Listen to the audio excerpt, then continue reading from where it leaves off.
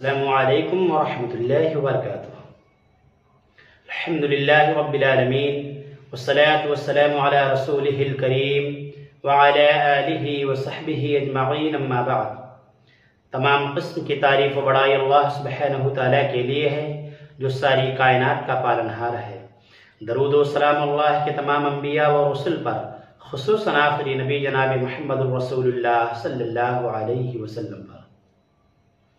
سامعین اکرام، ہم تمام مسلمانوں کو چاہیے کہ جب تک اس دار فانی کے اندر زندہ رہیں زیادہ سے زیادہ نیکیاں کریں، نیکیوں کے کاموں میں بڑھ چڑھ کے حصہ لیں، برائیوں سے دور رہیں تاکہ مرنے کے بعد قبر کے اندر چین و سکون سے رہ سکیں اور قیامت کے دن اللہ رب العالمین کے عذاب سے بچ سکیں اور اللہ کی بنائی ہوئی جنت کے اندر داخل ہو سکیں۔ محترم حضرات، اللہ کے عذاب سے بچ جانا، اللہ کی بنائی ہوئی جنت کے اندر داخل ہو جانا، یہ سب سے بڑی کامیابی ہے۔ اس سے بڑی کامیابی کچھ اور نہیں ہے۔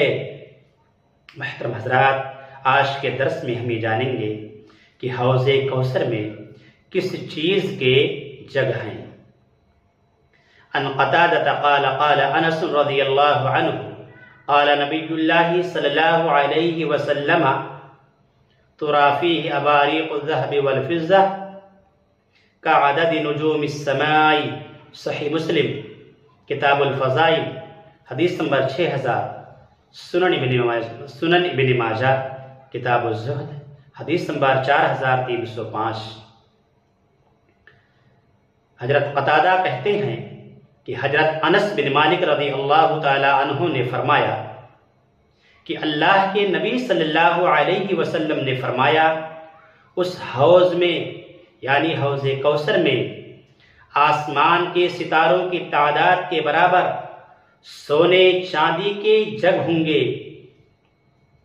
محترم حضرات، کتنے خوش نصیب ہیں وہ لوگ جو جنت میں جائیں گے اور اللہ کے نبی صلی اللہ علیہ وسلم کے ہاتھ سے سونے اور چاندی کے جگ میں حوض کوثر کا پانی پئیں گے۔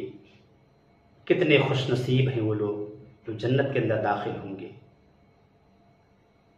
اور وہ کتنے بدنصیب ہوں گے جو جنت سے دور کر دیے جائیں گے۔ اس لیے ہم تمام مسلمانوں کو چاہیے کہ ہم نیک اعمال کریں، برائیوں سے دور رہیں تاکہ مرنے کے بعد اللہ کی بنائی ہوئی جنت کے اندر داخل ہو سکیں۔